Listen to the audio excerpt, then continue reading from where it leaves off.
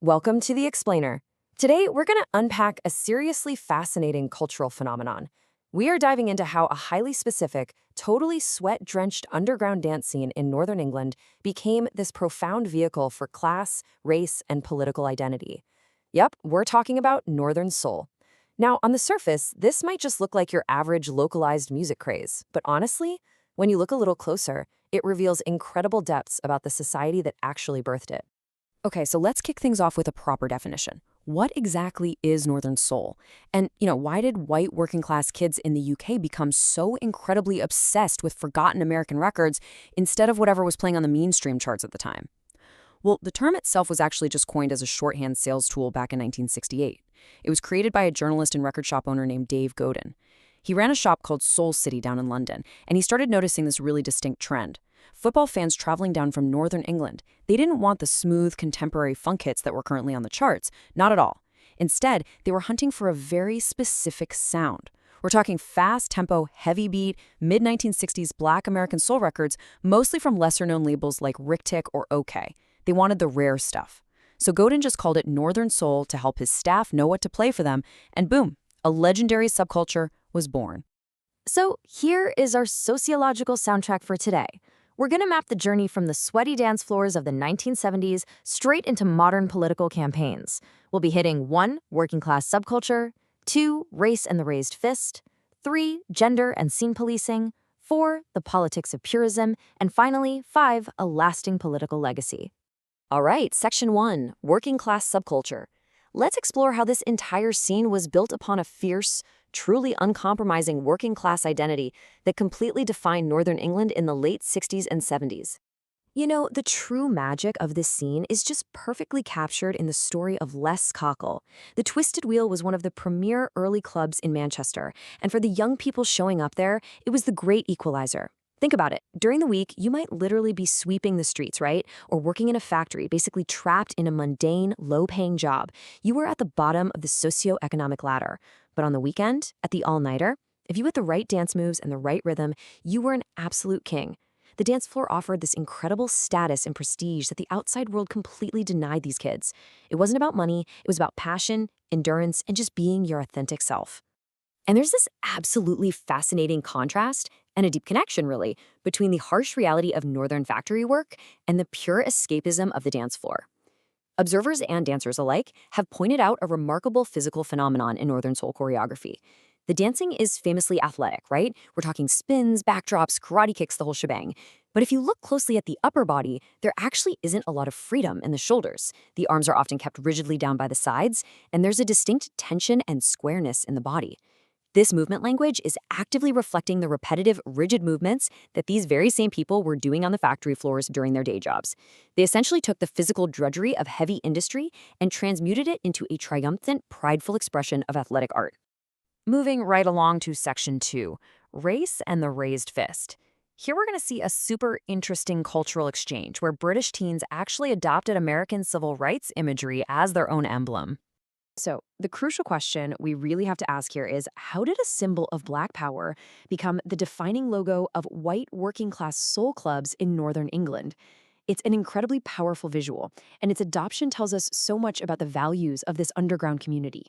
Well, the adoption of the raised fist was actually a totally organic, anti-racist show of solidarity, obviously originating from the American Black Power movement of the 1960s. Dave Godin, during a 1971 visit to the Twisted Wheel Club, actually recalled seeing young dancers wearing black racing gloves. And in the heat of the all-nighter, right between these obscure driving soul records, dancers would raise their clenched, gloved fists above the crowd and shout, "Right on now." It was a spontaneous show of profound respect for the marginalized Black American artists whose music they just fiercely protected and adored. In a UK era that was sometimes really fraught with racial tension, the Northern Soul Underground actively carved out a space of multiracial solidarity. Let's dive into Section 3, Gender and Scene Policing, because we really need to unpack the complex, often contradictory experiences of women within the subculture. It wasn't a utopia for everyone, that's for sure. The scene held a really sharp duality for women. On the progressive side of things, women played an incredibly equal role on the dance floor. And because the dancing was so intensely athletic, the fashion evolved to be highly practical. Women wore flat shoes, A-line dresses, and wide-legged baggy trousers, exactly like the men. It was also considered a much safer space than the kind of predatory environment of mainstream discos, which were often just about drinking and picking people up. The all-nighters, though? They were all about the music. But on the flip side, the scene was simultaneously heavily gate-kept by a deeply ingrained sexism. The male purists often aggressively policed what was and wasn't true Northern soul. Some of the prominent male DJs and collectors arrogantly dismissed women on the scene as mere handbaggers, which was this derogatory term implying they were just there for a fun night out, while intentionally positioning men as the only serious record collectors and the true guardians of the culture's knowledge. Which brings us perfectly to Section 4, the politics of purism, the cult of rarity. This is where we get into the really intense internal politics of the scene itself. Ultimately, an intense ideological battle ended up fracturing the community. In one camp, you had the rare groove purists. For them, the entire logic of appeal wasn't about nostalgia at all. It was about extreme rarity. They demanded obscure American imports, literally records that completely failed to chart and were entirely forgotten. But pushing back against them was mainstream pop soul. As the scene's popularity totally exploded in the mid-70s, it inevitably became commercialized. You had pop acts like Wigan's Ovation doing cover versions of rare soul tracks like Skiing in the Snow and actually hitting the UK top 20. Well, the purists absolutely despised this. To them, mainstream success was literally the death of authenticity. Let's look at just how ruthless these internal politics were.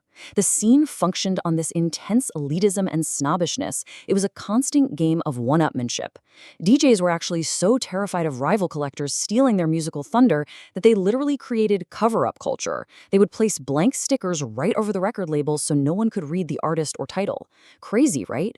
This actually gave rise to the modern concept of the white label pressing in DJ culture. Dancers were sometimes excluded or outright mocked if they didn't know an obscure track. And when those mainstream hits finally breached the scene, the backlash was absolutely furious.